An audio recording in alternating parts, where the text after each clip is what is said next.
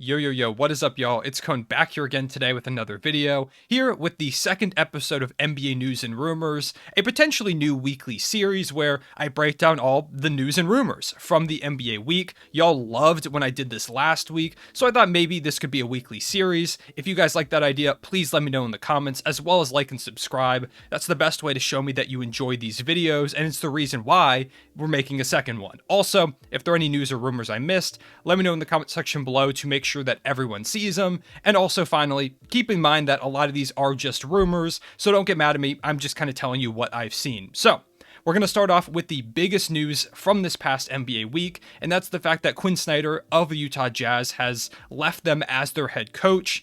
He still had 2 years on his contract, and it was him that kind of left. It wasn't him getting fired. The Jazz wanted him to stay, but he said that he felt like both sides needed a new direction, and it seems like he's probably going to take at least a year off before eventually returning to coaching. He's still looked at pretty highly in league circles as a head coach, so he'll be back at some point. It's just a matter of when.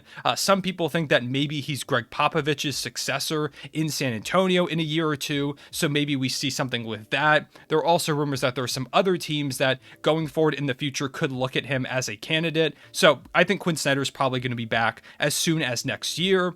Now, in terms of the Jazz, they've already released a list of about 1 billion candidates that they're going to be interviewing. Amongst those names are Terry Stotts of the Portland Trailblazers, fired last year, Frank Vogel, who just lost his job, Chris Quinn, an assistant for the Heat, assistant coaches of the Celtics, Will Hardy and Joe Mazzulla, I think that's how that's pronounced, the Knicks, Johnny Bryant, the Bucks, Charles Lee, Jason Terry, currently coaching a G League team, Adrian Griffin of the Raptors, Kevin Young of, I believe, the Blazers, or maybe the Warriors, and current assistant coach Alex Jensen. So, a very wide list of names, and there's even more out there that I probably missed.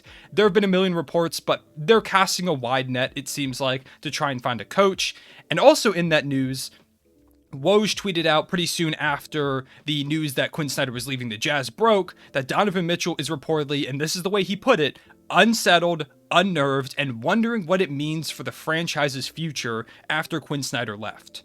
Not a good sign for a guy who is on a franchise where he's their superstar, and it looks like they're kind of heading down the wrong path. It looks like they're declining, and now there are rumors coming specifically from Matt Moore of The Athletic, where he said league sources have told him that a lot of them expect at some point in the future for Donovan Mitchell to request a trade to a bigger market like a New York or a Miami. Now, once again, that's a rumor, but it's not good if he's unsettled, unnerved, and there are rumors circulating that he may be looking for a bigger market to play in. That's not a good sign if you are the Utah Jazz, so they've got to get this coaching thing right. They've got to make the necessary additions to the roster to keep him, or they've kind of just got to blow it all up before he publicly requests a trade and kind of tanks his value a little bit. So, not looking great. Apparently, the Jazz have shut down calls on Donovan Mitchell up to this point. They haven't been really willing to engage. They've listened a little bit, but it's been pretty clear so far that they do not want to trade him, which is understandable. He's been your franchise star for the past few years. Last year, you were the 1 seed with him as your best player. This past year, while you did decline, he still had a really good year and still is super young and a phenomenal talent. So you obviously want to keep him. It's just a matter of, can you contend around him? Can you move off of like Mike Conley or maybe even a Rudy Gobert to try and put more pieces around Donovan Mitchell? There are reports that the Chicago Bulls are interested in Rudy Gobert, and that Vucevic would definitely be part of that trade package if it was to happen. Now, I don't know how much Vucevic and like a Patrick Williams, who was another rumored piece of a trade deal, really helps the Utah Jazz to contend around Donovan Mitchell. It's just something to maybe take a look at. So I would expect a lot more likely that Gobert is gone this offseason than Mitchell, but Mitchell clearly is kind of worried about the way things are going. Also in free agency, or I guess star shooting guard news, Bradley Beal did an interview with Taylor Rooks and talked a little bit about kind of his free agency ideas, where he wants to go. He talked a lot about Jason Tatum also being from St. Louis, and praised Jason Tatum a lot, which has a lot of people thinking maybe he's trying to angle to go to Boston at some point, so we'll see.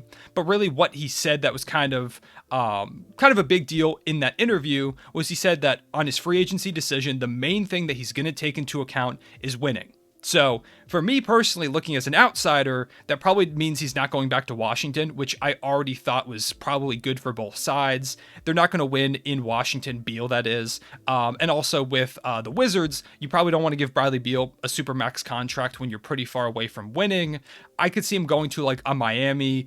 There's been reports that the Miami Heat really are going to be in the market for a star over the course of this offseason. They kind of know that they need to add another piece, whether that means moving off of like a Tyler Hero or something like that, we will see.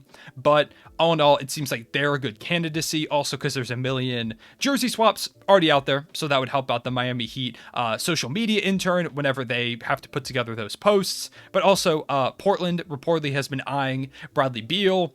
I don't love that fit. I think that they tried the whole undersized shooting guard point guard thing with Damian Lillard and CJ McCollum for a few years. Bradley Beal's not going to help with that backcourt defense. Sure, he's a great scorer, but you really kind of need defense. That kind of seems to be your big issue. So I don't love Beal. There's reports that Portland is also eyeing Zach LaVine, though, who I think might make a little more sense. He's a little bit younger. You could probably get him on a cheaper contract rather than like some insane sign and trade with the Washington Wizards where he's making a supermax or whatever. So maybe I like LaVine a little bit more. Also in Blazers news, they're expected to dangle the 7th overall pick for a win-now player. It's not confirmed that they are definitely going to trade it, but there are a lot of rumors that that's kind of the way they're leaning. Some people have talked about Jeremy Grant maybe going to the Blazers. I personally think trading the 7th overall pick for Jeremy Grant would be a terrible deal for the Blazers. It would be a huge steal, I think, for the Pistons, but to me, I think the 7th overall pick is worth way more than Jeremy Grant, who I still see as a really good like 3 option on a championship team. And trading for him would probably mean him being your second best player next to Damian Lillard, and I just don't think that's going to work. Similarly, the Pelicans are apparently also open to trading their pick, which I do think makes sense. They've got a lot of young talent on that roster, and they showed in the first round this year that they can really put up a fight against great teams, and that was without Zion. So it does make sense to try and add some better players, maybe add a really solid 3-and-D wing, just keep adding on to that, add in some depth or something like that to a team that is looking to kind of move up in the draft potentially. Maybe you could do something with the Thunder, who reportedly have been interested in moving up from the 12th overall pick. Maybe you could do something there, bring in a role player, just some ideas. Also, in similar coaching news, Darvin Ham had his opening press conference to talk about kind of his vision for the team and why he chose LA and why LA chose him.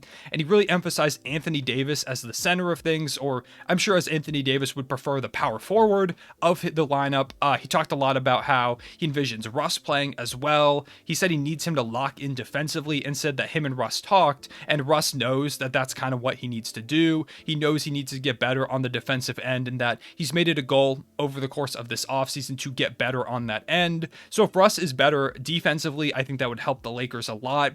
And it also kind of seems from everything that I've seen, rumors wise, we talked a lot about Russ last video, and also just the way that Darvin Ham talked about Russ in this press conference. I think Russ is going to stay. I'm sure Lakers fans don't want to hear that. As a Russ fan, I want to see him win a ring, and I still do think it's possible in LA, but it's going to take a lot of roster management, a lot of turnaround.